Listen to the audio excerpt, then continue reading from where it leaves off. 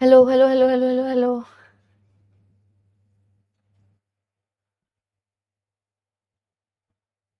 Hi hi hi, am I audible और visible? Hmm. Hello बच्चों, नमस्कार, राधे राधे, राम राम और सबको मेरा सलाम। तो कैसे हैं आप सभी लोग? आई होप आप सब बढ़िया होंगे, मस्त होंगे, चकाचक होंगे और जोरदार तरीके से अपनी अपनी पढ़ाई में लगे होंगे। तो भाई, आज की इस क्लास में हम लोग नया चैप्टर पढ़ने जा रहे हैं जिसका नाम है अशोक के फूल। क्या नाम है भाई? जिसका नाम है अशोक के फूल। ये चैप्टर क्या है, क्या चीजें होने वाली है, ये सारी चीजें हम आज की इस क्लास में डिस्कस करने वाले हैं। तो फटाफट सारे बच्चे आ जाएं। Good evening, good evening, good evening, good evening to all of you. Radhe Radhe, Radhe Radhe भाई, फटाफट आ जाओ। हाँ जी।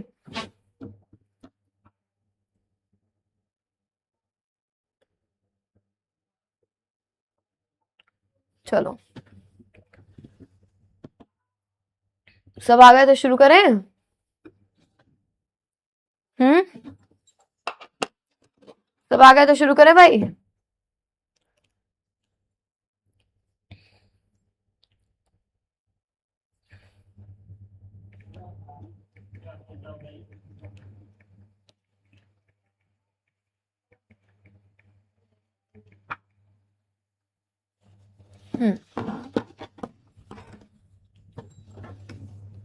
क्या हालचाल, क्या हालचाल, क्या हालचाल?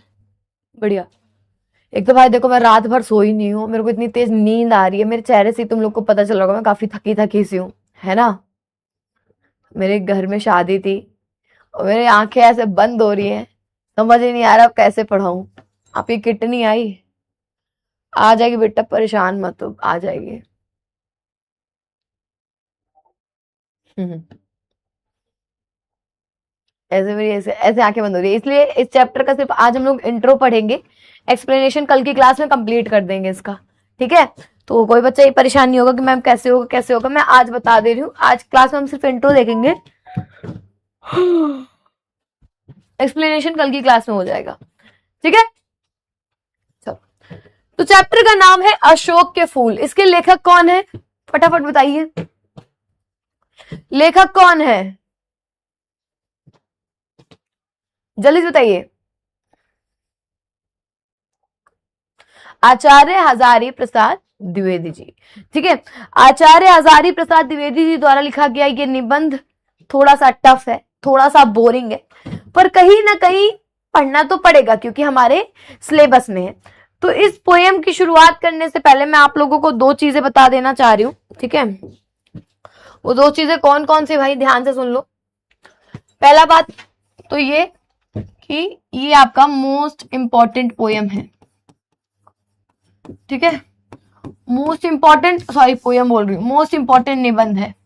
चैप्टर कह लो, निबंध कह लो, क्योंकि ये पूछा ही पूछा जाता है। मैक्सिमम मार्क्स के क्वेश्चन इसमें पूछे जाते हैं। ठीक है? मैक्सिमम मार्क्स के क्वेश्चंस इसमें पूछे जाते हैं, तो इस चीज का ध्यान रखना। तो चाहे कितना भी, ठीक है, चाहे कितना भी आप लोगों को ये निबंध टफ लगे, बोरिंग लगे, चाहे जो लगे, आप लोगों को इसे पढ़ना होगा। क्लियर है भाई? क्लियर है? कल थी भाई, कल थी शादी।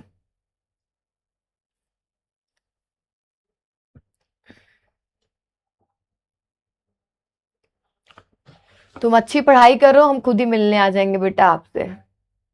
मैं भी किस लेसन का है? लेसन अशोक का फूल। ठीक है? चलो, तो सबसे पहले हम लोग जानेंगे लेखक के बारे में, आचार्य हजारी प्रसाद द्विवेदी जी के बारे में। तो इनका जो जन्म हुआ था सन 1907 में हुआ था। ठीक है? ये पेन दिख रहा है कि नहीं दिख रहा है?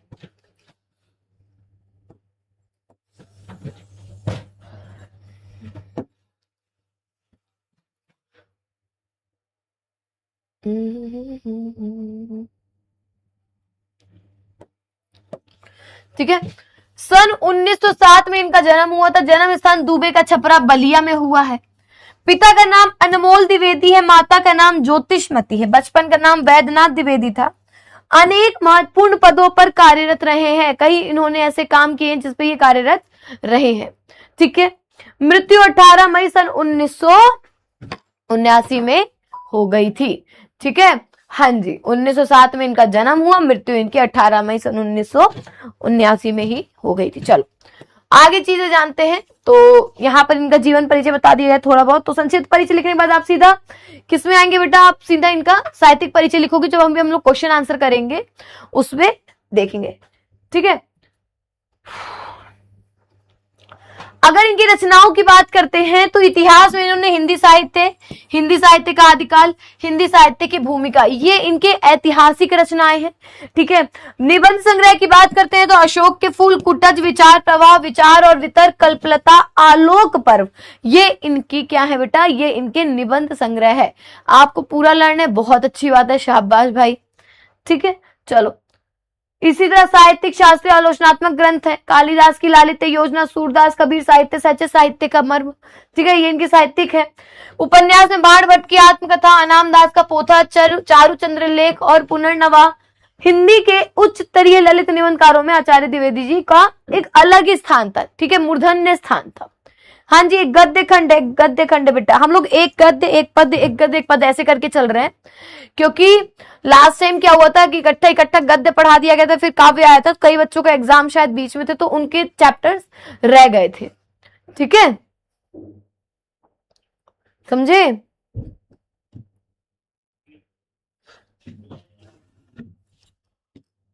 चलो चले आगे चले। अब बात करते हैं हम लोग इस चैप्टर में क्या पढ़ने वाले हैं, अशोक के फूल। ठीक है, कंदर्प देवता जानते हो किसको कहते हैं? कंदर्प देवता जानते हो, कोई जानता है? हाँ, नोट्स मिल जाएंगे, पहले बेटा पढ़ो तो। कंदर्प देवता क्या होता है, कोई जानता है? हाँ हाँ बेटा, क्वेश्चन बनेंगे इसके। नहीं लिखने की जरूरत नहीं, गद्य किसको बोलते हैं? कंदर्प देवता नहीं पता किसको बोलते हैं? कंदर्प देवता हम लोग बोलते हैं कामदेव को। ठीक है, किसको बोलते हैं बेटा? हम लोग बोलते हैं कामदेव को।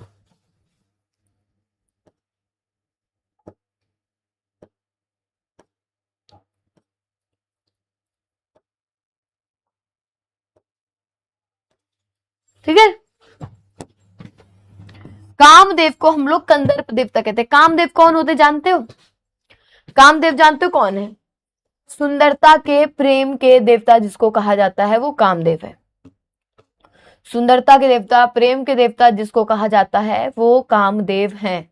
मैम आपकी नींद पूरी नहीं बेटा, मैं सोई ही नहीं हूं मैम, ये रिकॉर्डेड वीडियो है। नहीं। ठीक है, कंदर्प देवता किसे कहते हैं? जो हमारे सुंदरता के कह सकते हो प्रेम के जो देवता है वो कामदेव है। ठीक है, तो आप लोगों ने हमेशा एक इंग्लिश मूवी में देखा होगा कि एक छोटा बच्चा रहता है, ऐसे ऐसे कुछ घुंघराले टाइप उसके ऐसे बाल रहते हैं। ठीक है, और ऐसे नंगा पुंगा सा रहता है, और नंगा पुंगे के साथ साथ उसके पास तीर, धनुष और बाण रहते हैं, है ना, धनुष कमान वगैरह रहते हैं। पर वो जो धनुष होते हैं वो फूलों के धनुष होते हैं। किसके धनुष होते हैं बेटा? वो फूलों के धनुष होते हैं। किसके धनुष होते हैं? क्वेश्चन आंसर नहीं आते, पैराग्राफ से क्वेश्चन पूछे जाते हैं। ठीक है, तो उनके पास क्या होता है कि धनुष और बाण होते हैं। तो कामदेव के पास जो उनका शस्त्र होता है वो क्या होता है? वो वही बेटा धनुष और बाण होते हैं। और बाण की जगह पर उनके कमान में 5 फूल होते हैं। कितने फूल होते हैं? 5। एक उसमें से ही एक होता है बेटा अशोक के फूल। उन्हीं फूलों में से एक फूल होता है अशोक का फूल। ठीक है, कालिदास कालीन साहित्य में अशोक का प्रचुरता से उल्लेख मिलता है।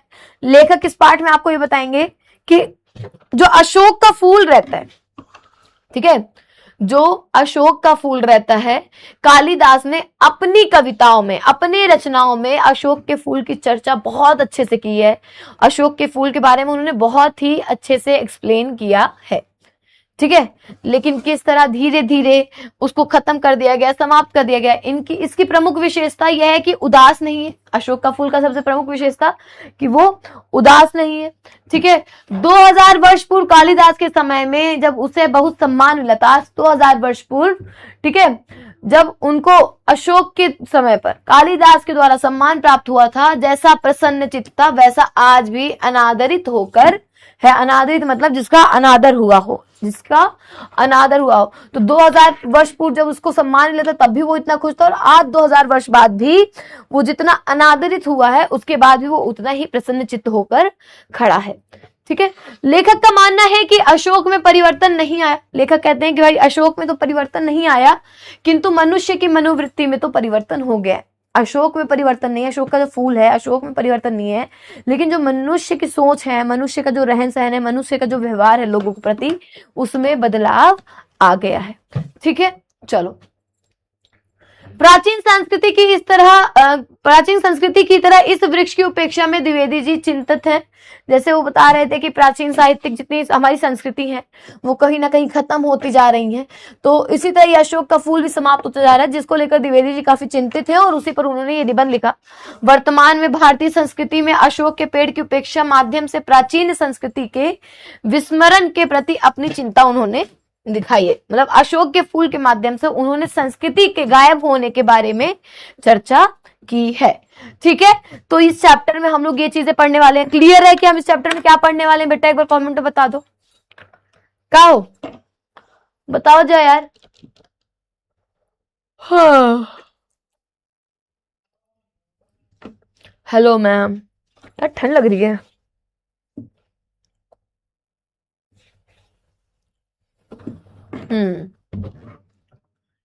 क्लियर है?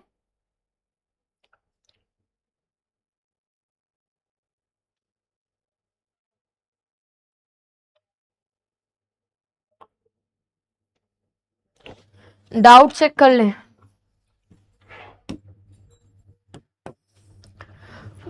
प्राचीन का मतलब क्या होता है? कौन है भाई ये? अब्दुल रहमान। अरे भैया, प्राचीन का मतलब बहुत बहुत बहुत पुराना, प्राचीन समय की बात है। एक मिनट रुकना भाई। एसी का रिमोट किसके पास है? नहीं है एसी का रिमोट। एसी एसी ठंड लग रही है।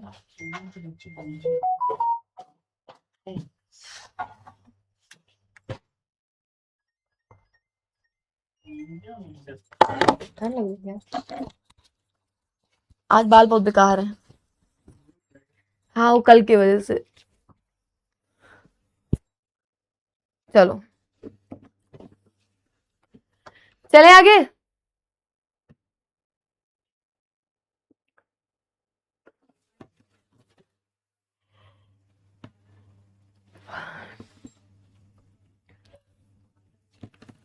चले भाई।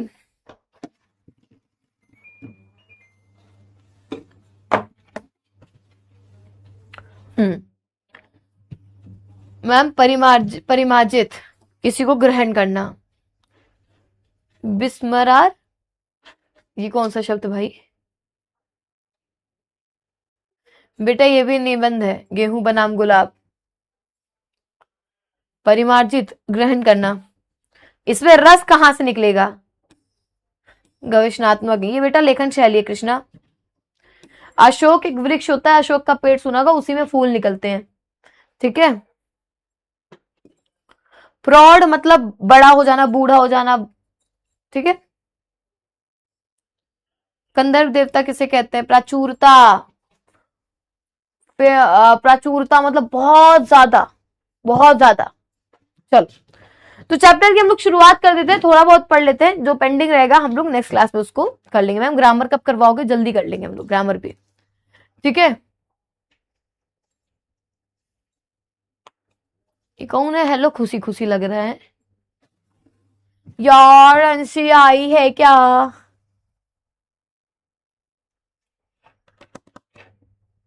Hello ma'am. मैम आपको नींद आ रही है, हम लोगों को भी देख के नींद आ रही है। भाई मैं इतना कंट्रोल कर रही हूँ कि मेरे को नींद ना आए, नींद ना आए, पर मेरी आंखें, पता है, ऐसे मेरे को लग रहा था मुझे आज क्लास कैंसिल करवा लेनी चाहिए थी। कल तो क्लास थी, है ना।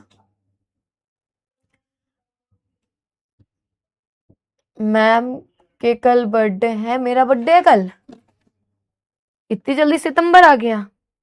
नहीं गाइस, मैं 1 मिनट नहीं सोई, मेरा गले से नहीं पता चला, गला भारी हो रहा है एकदम।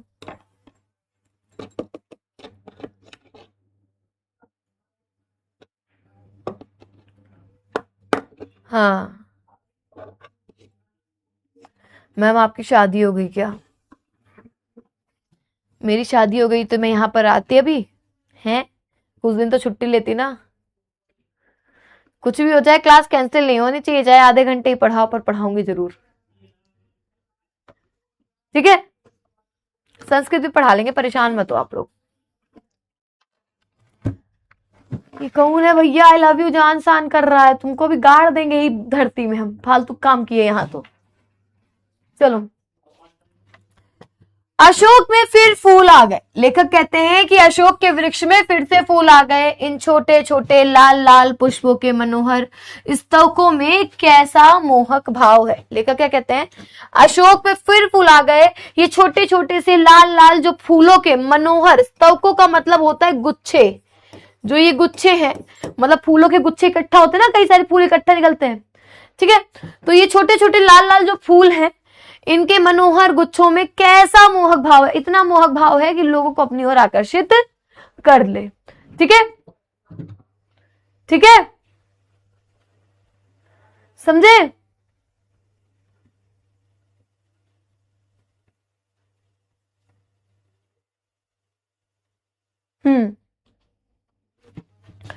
बहुत सोच समझकर कंदर्प देवता ने लाखों मनोहर पुष्पों को छोड़कर सिर्फ 5 को ही अपने तुड़िर में स्थान देने योग्य समझा। तुड़िर जानते हो, जिसमें तीर कमान रखा जाता है, ठीक है, तीर रखी जाती है, तीर कमान रखा जाता है, जानते हो, म्यान जिसको मतलब तीर कमान जिसपे रखते हैं उसको हम लोग तुड़िर कहते हैं, ठीक है। तो उन्होंने कहा कि बहुत ही सोच समझकर हमारे जो कंदर्प देवता थे, जो काम देवता थे, उन्होंने इतने लाखों पुष्पों में से सिर्फ 5 पुष्पों को चुना, और उसमें से यह एक था अशोक का पुष्प, ठीक है। उसमें से एक कौन था, अशोक का पुष्प। लेकिन पुष्पित अशोक को देखकर मेरा मन उदास हो जाता है। लेकिन जब मैं खिले हुए अशोक को देखता हूं तो मेरा मन जो है वो उदास हो जाता है, इसलिए नहीं कि सुंदर वस्तुओं को हतभाग्य समझने में मुझे कोई विशेष रस मिलता है। मेरा वो इसलिए नहीं मैं उसको देखकर उदास होता हूं कि भाई वो बहुत सुंदर है, तो उसके आने वाले जो भाग्य होगा, बुरा होगा, कैसा होगा, उसको सोचकर मैं उदास हो जाता हूं। मुझे इसमें कोई भी रस नहीं मिलता, मुझे इसमें कोई भी मजा नहीं मिल रहा है, ठीक है। कुछ लोगों को मिलता है, उन्होंने कहा कि कुछ लोगों को तो भाई इन सब चीजों में मजा मिलता है, लेकिन मुझे कोई मतलब नहीं है कि सामने वाले का फ्यूचर कैसा होगा, भविष्य कैसा होगा। आज बेटा मैं नॉर्मली समझा रही हूँ, कल मैं फिर से पूरा चैप्टर समझाऊंगी, तो आप ये परेशान मत होना मैम कैसे होगा, समझ नहीं आया, ठीक है। वे बहुत दूरदर्शी होते हैं, जो लोग होते हैं बहुत दूरदर्शी होते हैं, किसी भी व्यक्ति को देखकर दूर तक की उसकी सोच लेते हैं, भाई ये आगे क्या होगा, क्या करेगा। तुड़ीर का मतलब होता है जिसमें तीर वगैरह रखी जाती है, ठीक है। जो भी सामने पड़ गया उसके जीवन के अंतिम मुहूर्त तक का हिसाब वो लोग लगा लेते हैं, जो लोग किसी भी चीज को देख के ये सोच में पड़ जाते हैं कि भाई ये कैसा है कैसा नहीं है, ठीक है। मेरी दृष्टि इतनी दूर तक नहीं जाती, लेखक कहता है भाई मेरी दृष्टि इतनी दूर तक नहीं जाती, फिर भी मेरा मन इस फूल को देखकर उदास हो जाता है। कहते हैं फिर भी मेरा मन ना जाने क्यों इस फूल को देखकर उदास हो जाता है। असली कारण तो मेरे अंतर्यामी ही जानते होंगे। असली कारण क्या है कि मेरा अंतर्यामी जानता होगा, मैं अंदर से जानता हूँ, लेकिन कुछ जो मैं थोड़ा सा भी मैं अनुमान कर सकता हूँ बताता हूँ। लेकिन कहते हैं वो तो अब भाई अंतर्यामी जाने की क्या कारण है, मैं इसको देख के उदास हो जाता हूँ, लेकिन हाँ थोड़ा बहुत अगर मैं कुछ जानता हूँ, है ना, थोड़ा बहुत जानता हूँ तो मैं उसको बताता हूँ, ठीक है। कंदर्प देवता बेटा अभी शुरुआत में बताया कामदेव को कहते हैं। भारतीय संस्कृति, भारतीय साहित्य में और इसलिए जीवन में भी इस पुष्प का प्रवेश और निर्गमन दोनों ही बड़ा ही विचित्र नाटकीय व्यापार है। कहा गया है भारतीय साहित्य की अगर हम बात करते हैं, जब हिंदी साहित्य की बात करते हैं, तो इस पुष्प को किस तरीके से लेखकों ने, ठीक है, इस पुष्प को लेखकों ने किस तरीके से अपनी रचनाओं में दिखाया, किस तरीके से इस पुष्प ने साहित्य में कदम रखा और कितने ही नाटकीय तरीके से उस साहित्य से चला गया, इसके बारे में इन्होंने इसमें चर्चा की है। ऐसा तो कोई नहीं कह सकता कि कालिदास के पूर्व भारतवर्ष में इस पुष्प को कोई नाम से नहीं जानता था, क्योंकि कालिदास ने ही अशोक के फूल का अधिकतर नाम लिखा है अपनी रचनाओं में। तो उन्होंने यही कहा कि ऐसा तो था नहीं भाई कि कालिदास से पहले कोई इस पुष्प के बारे में जानता ही नहीं होगा, है ना भाई, कालिदास के पहले भी तो कोई जानता होगा। जाना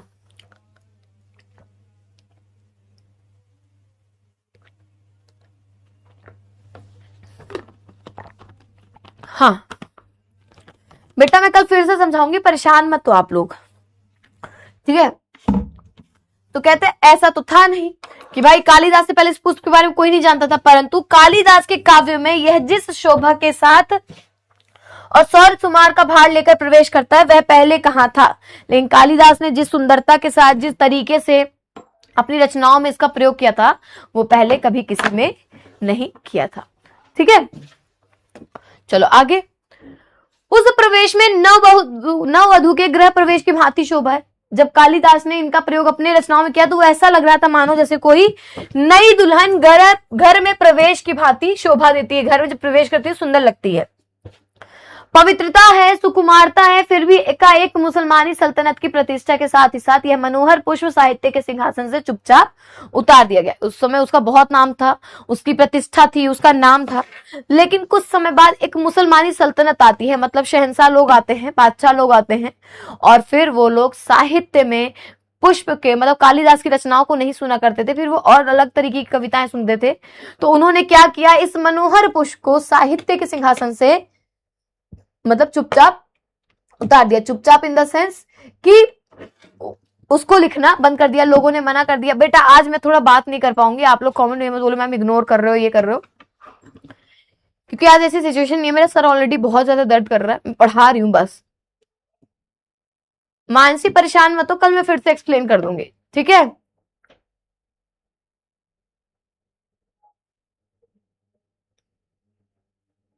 ठीक है, पवन दूतिका तो बता दिए ना, मिल जाएंगे, पवन दूतिका नोट्स मिल जाएंगे,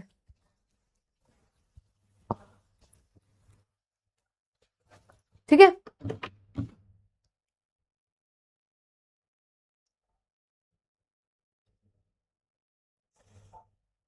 कल फिर से समझा दूंगी मैं, परेशान मत हो।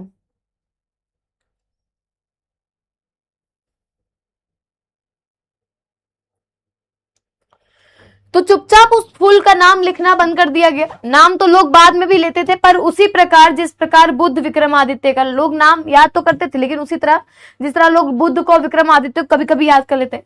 अशोक को जो सम्मान कालिदास से मिला वह अपूर्व था। कालिदास ने अशोक के फूल को अलग ही सम्मान दिया था, अपनी हर रचनाओं में उसका प्रयोग करते थे, ठीक है। इतना क्लियर है? हाँ,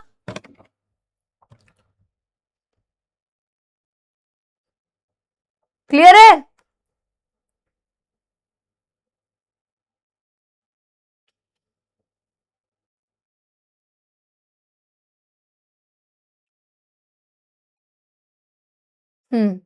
एटलीस्ट आधे घंटे तो क्लास हो जाए।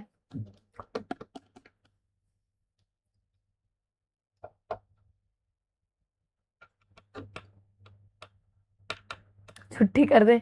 अच्छा, किस किस बच्चे को छुट्टी चाहिए, किस किस बच्चे को छुट्टी चाहिए? भाई माफी चाहूंगी मैं, लिटरली आज तुम लोग मेरी शक्ल देख के बता सकते हो कि आज मैम तो एकदम टाइट टाइट फेस है। इसको कल फिर से चैप्टर में पूरा एक्सप्लेन करूंगी, प्लस उसके साथ क्वेश्चन आंसर के साथ, और साहित्यिक परिचय तो मैं करवा लूंगी।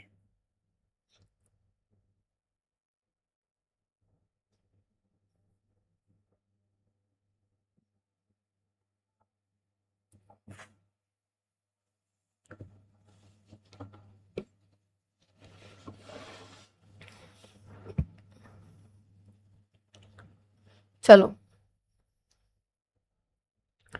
मैम मुझे शादी में जाना है। अच्छा, आप लोगों ने नोट्स भेजे थे मुझे टेलीग्राम पे? वेट मैं चेक कर लूं कितने बच्चों का होमवर्क आया है। आज मैं लाइव क्लास में देखती हूँ होमवर्क।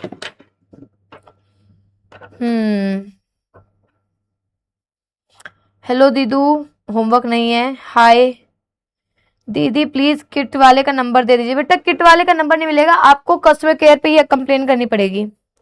हाय मैम, होमवर्क किसी का नहीं आया। ये कौन है? हिंदी पाठ एक मोहम्मद का इरफान अली। भाई इस बच्चे ने कुछ भेजा है, देखो क्या भेजा है। ये देखिए, इस बच्चे ने नोट्स भेजे हैं, इरफान अली ने मुझे यहाँ पर नोट्स भेजे हैं अपने। कितना प्यारा इसने मतलब पूरा लिखा है, हर पॉइंटर्स को एक्सप्लेन किया है। शाबाश भाई, इरफान अली के लिए एक बार फायर हो जाना चाहिए क्लास के कमेंट में फटाफट। ये होते हैं सिंसियर बच्चे, ये होते हैं सिंसियर बच्चे। देखो इसने अपना काम किया, जो मैंने बोला था वही किया। बाकी बेटा मैं आपको बताती हूँ ना, सक्षम राठौर ने सिर्फ हाय का मैसेज भेजा, बतख वाला। एक प्रियांशु ठाकुर है, उस बच्चे ने, कितनी प्यारी राइटिंग है, उस बच्चे ने भी अपना होमवर्क दिया है। प्रियांशु ठाकुर ने साहित्यिक योगदान, साहित्यिक परिचय पूरा बताया है। ठीक है भाई, कॉल मत करो लाइव क्लास में, पहले बोल रही हूं मैं। ठीक है, शाबाश बच्चे। होमवर्क भी इसने किया है। प्रियांशु ठाकुर के लिए भाई फायर वाला इमोजी हो जाए। ठीक है,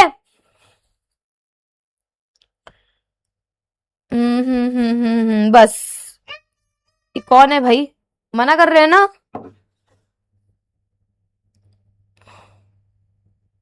मैम आपको होमवर्क याद कर लिया है। बेटा कह रहे हैं no call in live class, मैं लाइव क्लास में कोई भी कॉल रिसीव नहीं करूंगी, प्लीज। चलो ठीक है। बालकृष्ण, इन्होंने भी अपना होमवर्क दिया, देखो तुरंत तुरंत हमारे पास होमवर्क आने लगे।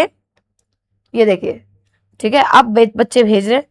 बेटा थोड़ा सा राइटिंग शॉर्ट करो आप। हिमांशु भाई, मैम मुझे डिस्ट्रैक्ट हो रहा है, प्लीज आप एक बात, मेरी बात सुन लीजिए। बता मैसेज कर देना, मैं देख लूंगी। ओए दीदू, अरे बच्चे, हिमांशु कॉल मत करो, मैं बाद में बताऊंगी कैसे बनाना है, पर समझो आपको क्या करना है। आपको प्रॉपर जो पॉइंटर्स मैं बोलती हूँ ना, आप सिर्फ उनको एक्सप्लेन करते जाओ बस। ठीक है बेटा, बाकी मैम गिफ्ट मिलेगा, गिफ्ट अभी सबर रखो। एक ही होमवर्क में गिफ्ट गिफ्ट गिफ्ट बताएंगे, आप लोग को गिफ्ट भी बताएंगे, परेशान मत हो, गिफ्ट भी दिया जाएगा। ठीक है, निर्गम मतलब जाना होता बेटा। चलो आप लोगों को प्रॉपर क्या करना है, होमवर्क शेयर करना है मेरे को, क्लियर है?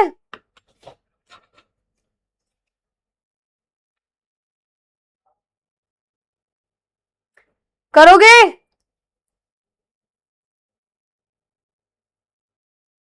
मैम बुलेट दे देना गिफ्ट में।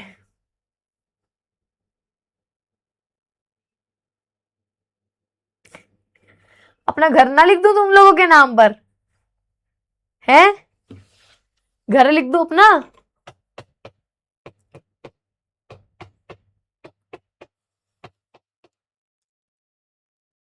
यही बच्चा है, बस घर लिख देती हूँ अब। चलो चले फिर आगे कंटिन्यू करें।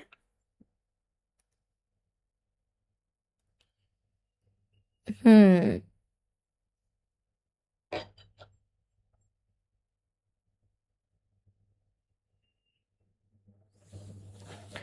तो यहां तक समझ लिया आप लोगों ने। इसके आगे का थोड़ा सा टफ पार्ट है, इसलिए कल अच्छे से एक्सप्लेन करूंगी। ठीक है, टुमारो से होगा भाई इतना पार्ट, तो ध्यान से रखना। कल मैं फिर से पूरा शुरुआत से एक्सप्लेन करूंगी जितना हो सकता है।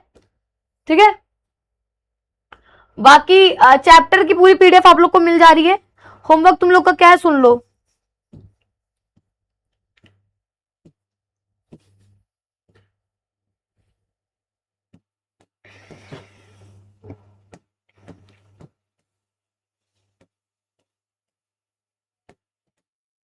होमवर्क सुन लो भाई, होमवर्क।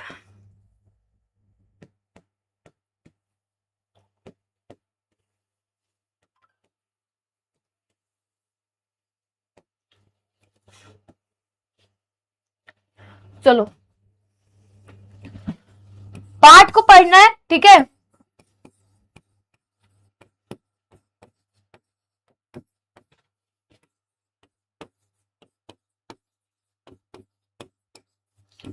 एवं कठिन शब्दों के अर्थ लिखे। बाकी कल तो मैं पढ़ाऊंगी पूरा लाइन टू लाइन एक्सप्लेनेशन, ठीक है, ठीक है, डन, डन है। फा मैम आज मेरा बेटा, आई एम सो सॉरी, जिनका आज पहला दिन है। आप लोग मेरा फेस देख सकते हो, मैं लिटरली देखो मेरी आंखों से ना मुझे कुछ दिख नहीं रहा है, मतलब ऐसे मेरी आंखें सूज रही हैं, मेरे को बहुत तेज नींद आ रही है और मैं खुद कंसंट्रेट नहीं करा पा रही हूँ, ठीक है। उसके लिए मैं माफी चाहूंगी आप लोगों को, लेकिन मैं क्लास कैंसिल नहीं करना चाहती थी, मैं नहीं चाहती थी कि आप लोग का क्लास कैंसिल हो। मैं थोड़ा बहुत तो पढ़ाई दूं, तो थोड़ा बहुत तो मैंने एक्सप्लेन कर दिया है, बाकी आई एम सो सॉरी। कल की क्लास में प्रॉपर पूरा एकदम प्रॉपर माइंडसेट के साथ क्लास लेने वाले, ठीक है, ठीक है। किसी को कोई दिक्कत भाई, किसी को कोई दिक्कत इस चीज से?